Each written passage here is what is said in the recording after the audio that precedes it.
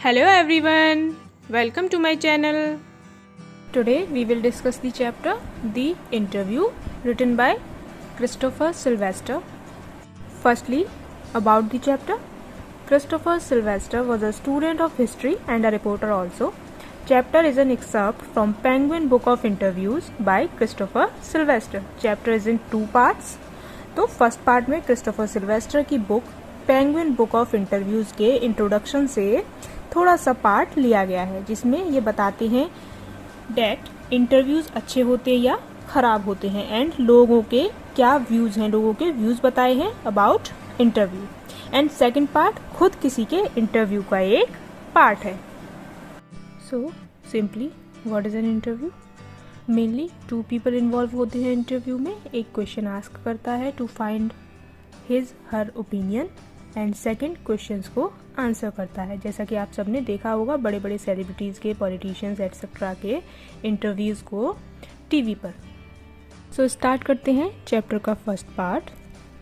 It is hardly surprising that opinions of the interview of its functions, methods and merits very considerably.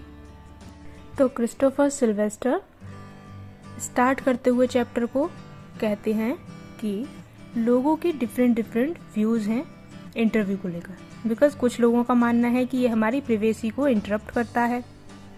तो वो starting करते हैं कि interview को लेकर लोगों के सरप्राइजिंग ओपिनियंस हैं. अब कौन कौन लोग हैं जो इंटरव्यू के अगेंस्ट हैं, उनके नाम उन्होंने मेंशन किए हैं. V S. Naipaul, Lewis Carroll, Rudyard Kipling, Saul Bellow. अब क्या व्यूज़ हैं इन लोगों के अबाउट इंटरव्यू? वी.एस. नाइपॉल कहते हैं that people are wounded by the interview and because of interview they lose a part of themselves. Lewis Carroll कहती हैं कि उनको इंटरव्यू से डर लगता है बिकॉज उनको लगता था कि वो उनको एज अ सेलिब्रिटी दिखाएंगे, एज एन आइडियल दिखाएंगे and she did not like limelight. Okay, ऐसे ही रुडयार्ड किपलिंग को भी इंटरव्यू देना पसंद नहीं था एंड इनकी वाइफ ने अपनी डायरी में लिखा था कि पर्सन की मर्जी के बगैर उसका इंटरव्यू लेना एक क्राइम है. एंड सोल बेलो ने बोला था it is like thumb prints on his wind pipe. तो इन सब के बाद हमें ये समझ आता है कि जरूरी नहीं है कि जिस पर्सन का इंटरव्यू लिया जा रहा है वो विलिंगली उस इंटरव्यू को दे रहा हो. समटाइम्स हो सकता है that they are forced to give an interview. और कहीं ना कहीं हम ये भी देखते हैं जब कोई पब्लिक फिगर बन जाता है तो उनकी प्राइवेट लाइफ काफ़ी ज़्यादा पब्लिक हो जाती है, विच दे डोंट वांट. भाई कोई भी नहीं चाहेगा, हर किसी को अपनी पर्सनल लाइफ प्राइवेट रखनी होती है.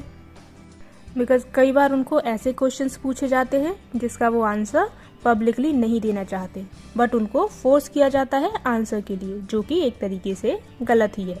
ठीक है, तो हम कह सकते हैं डेट इसलिए राइटर्स हुए, सेलिब्रिटीज़ हुए, इन सब के व्यूज़ मोस्टली नेगेटिव होते हैं इंटरव्यू को लेकर.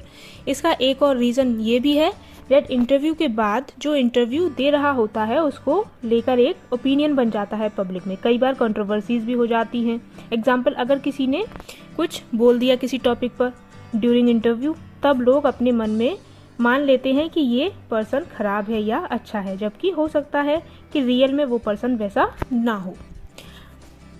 Despite the drawbacks of the interview, Christopher Sylvester का ये मानना है कि काफ़ी सारी खामियां होते हुए भी इंटरव्यू ही सबसे बड़ा मीडियम ऑफ कम्युनिकेशन है और सबसे बड़ा सोर्स ऑफ इंफॉर्मेशन भी है.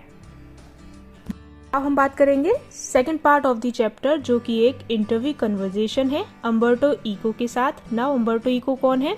ये एक नोवेलिस्ट हैं, फिलोसोफर हैं, कल्चरल क्रिटिक भी हैं.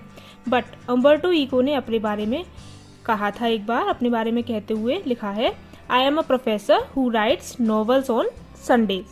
एंड इंटरव्यू ले कौन रहा है अम्बर्टो इको का? Who is the interviewer? कुंद पद्मनाभन दी हिंदू से. दी हिंदू एक न्यूज़पेपर का नेम है. ठीक है, तो अम्बर्टो इको की एक novel the name of rose, जिसकी more than 10 million copies sold हुई, जिसकी वजह से वो काफ़ी फेमस हुए. सो मुकुंद इंटरव्यू स्टार्ट करते हैं और सबसे पहले पूछते हैं, बहुत सारे लोग आपके बारे में ये बोलते हैं कि आप डिफरेंट चीज़ों के बारे में डिफरेंट टॉपिक्स पे लिखते हो एंड एक पर्सन कैसे लिख सकता है इतने सारे टॉपिक्स पे. तो अम्बर्टो इको आंसर करते हैं, बोलते हैं कि हो सकता है लोगों को ऐसा लगता।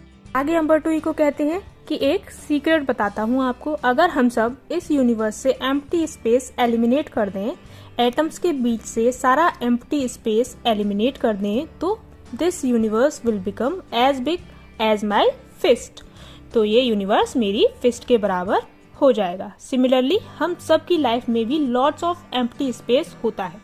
जैसे कि जब तक आप एलिवेटर से ऊपर आ रहे थे मुझसे मिलने और मैं आपका वेट कर रहा था, ये भी एक एम्प्टी स्पेस ही था। सो तब तक मैंने एक आर्टिकल लिख लिया था।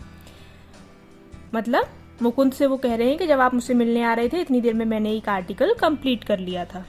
सो वो कहते हैं I work in empty spaces and they both laugh. So यहाँ हम्बर्टो इको कहना चाहते हैं कि हमें अपनी लाइफ के एम्प्टी स्पेसेस या फिर एक तरह से कहें तो लाइफ में एक एक सेकंड का यूज करना चाहिए। जैसा कि आपने बड़ों से, अपने टीचर से भी ये बात सुनी होगी that we should not waste the time.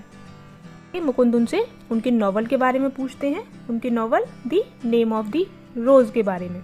तो इसके बारे में पूछने पर वो कहते हैं कि उनका ऐसा मानना है, he thinks that if he wrote the novel 10 years later or earlier it would not have achieved the same success.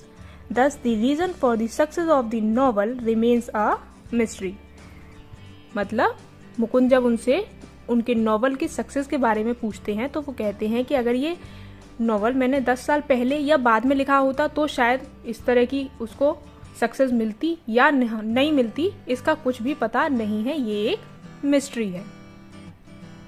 And with this आपका ये चैप्टर क्रिस्टोफर सिल्वेस्टर यहीं पर फिनिश करते हैं। With this our video comes to an end. Kindly share your views about the chapter in the comment section and please like and share this video and subscribe to the channel.